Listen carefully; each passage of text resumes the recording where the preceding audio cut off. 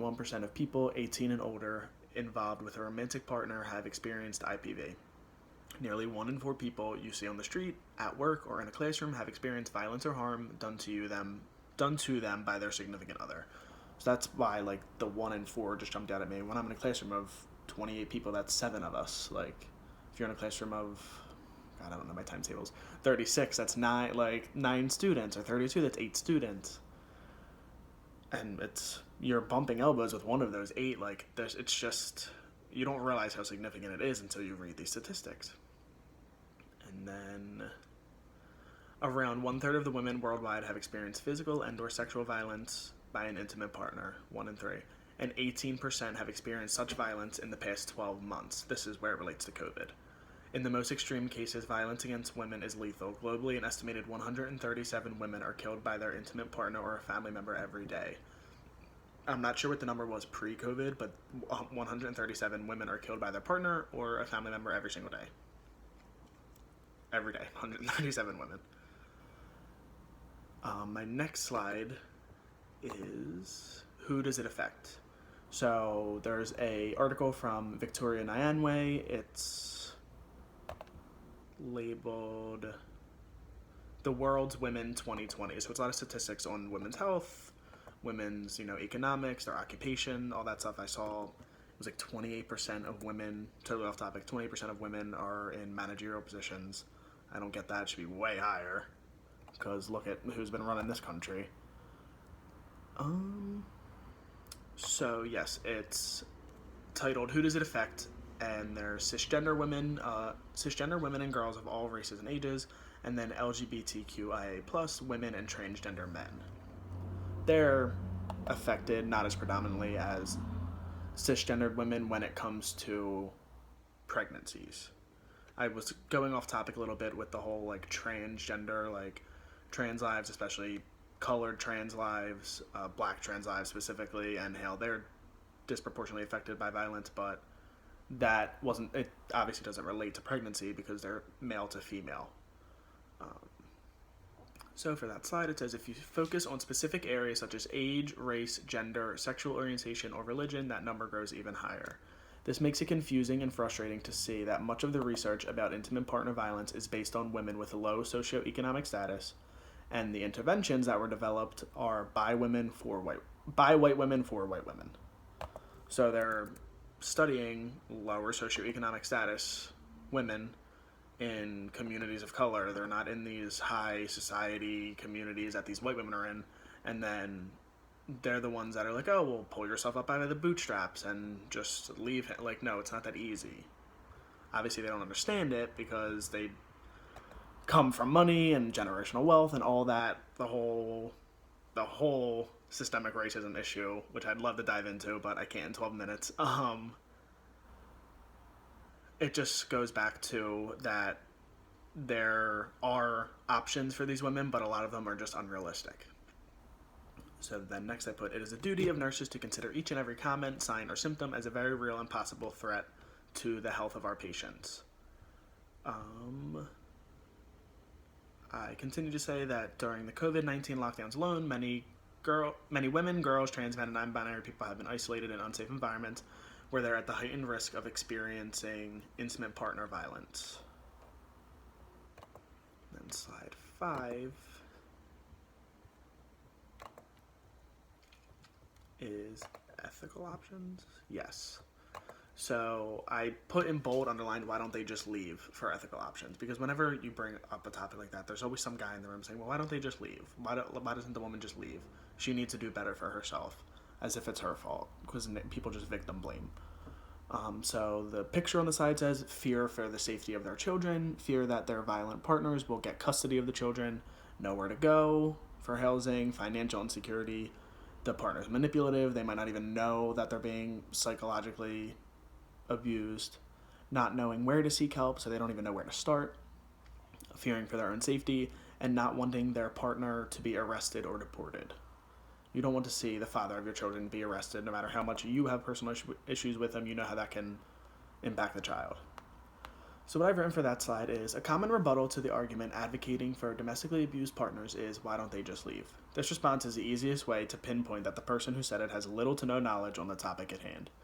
Asking why don't victims just leave is the same as asking why free slaves stayed where they were. They have no other options due to the restraints placed upon them by their oppressors. I was watching documentaries probably like a week or two ago. It's a little off topic, but this woman was talking to like Southern people with a Confederate flag, and they were like, well, have you ever heard of Stockholm Syndrome? Talking about freed slaves that would stay on plantations. And they would be like, no, they didn't have Stockholm Syndrome. They loved it here. Like, it's because it's all they knew. What were they going to do? Go back home? Go on like a cruise ship back home? Like, that's not how it works. Of course they're staying here. They're getting fed. They can't just start from scratch in the middle of the woods. Like, could you? I couldn't. Sorry, that was off topic, but that was just my whole point of bringing up the free slaves. I saw it recently. I would love to cite it, but I don't remember where. So next I put, they need food, they need shelter, food and drink, and basic security. These often tie into their relationships as many people share or depend on their partner for these necessities, especially childbearing women. If you have multiple kids at home and no money for childcare, she's going to be the one stuck at home. Or even if it was the father or the other mother, whatever the situation was, oftentimes someone's going to be at home. These kids aren't raising themselves at home. If there are children or finances involved, it is very easy for the manipulator to hold that over the heads of their victims. As an expecting caretaker, what options do they have to cut ties, save money, be independent, and remain safe within a 40-week time frame, or the years following the birth of their baby? Like, it's just unrealistic. So that's why the whole why don't they just leave argument is pointless. Leaving is much easier said than done. That's why nurses are responsible for providing a safe and welcoming environment to listen to and understand the very real complaints and fears that every patient may have. This is my last slide. I've gone a little over 15 minutes. This is nursing implications. And for IPV, for the intimate partner violence, you're going to want to screen, report, and comfort each patient. Screening, as in as soon as you, as a nurse, you know you got to assess, you got to pick up on those little cues here and there. Reporting, it's mandatory that if you suspect it, you have to report it to your superior. And then comforting. So what I have is universal screening and reporting is advocated as an approach to increase identifying IPV because there's no group or clinical no group of people or clinical findings that can accurately identify IPV. Like if you see bruises, you can't just assume. If you see cuts or scrapes, or the woman like flinches when you go at her, like there could be another underlying issue. Like you don't know for certain. That's why as soon as you screen it, that's why you want to dive in more, and if it turns out, then you would report it. While it may be assumed that battered women in the emergency department most often present with an injury from IPV, it may not be the case. The most common source of help actually used was family and friends, followed by police, and then the emergency department. So that's why, if it's possible with HIPAA, you need to talk to the friends, you need to talk to the police, whoever brought them in. Being in a psych hospital, we get report from the police half the time because there are women who they won't say what happened, or they'll say what happened at the time of the incident to the boyfriend, but they won't do it at the psych hospital because they don't want to follow legal ramifications. And I understand it. As I said earlier, you don't want to get your loved one in trouble, jailed, or deported. I mean, especially people of color. You're not going to want to turn to police, obviously. So then that's why it is important for the nurse to notice signs, gauge the patient's comfort level of talking about their situation, and then going another step above and reaching out to the friends and family if legally possible. HIPAA. Once a trustworthy rapport is built with the patient during the orientation phase, nurses in the working phase can work to create a comforting and welcoming environment, allowing the patient to open up about their abuse, and this leads to both the nurse and patient to a better, more personalized, realistic option that will uplift the patient and their circumstances. So that is the end of my presentation. I have my references.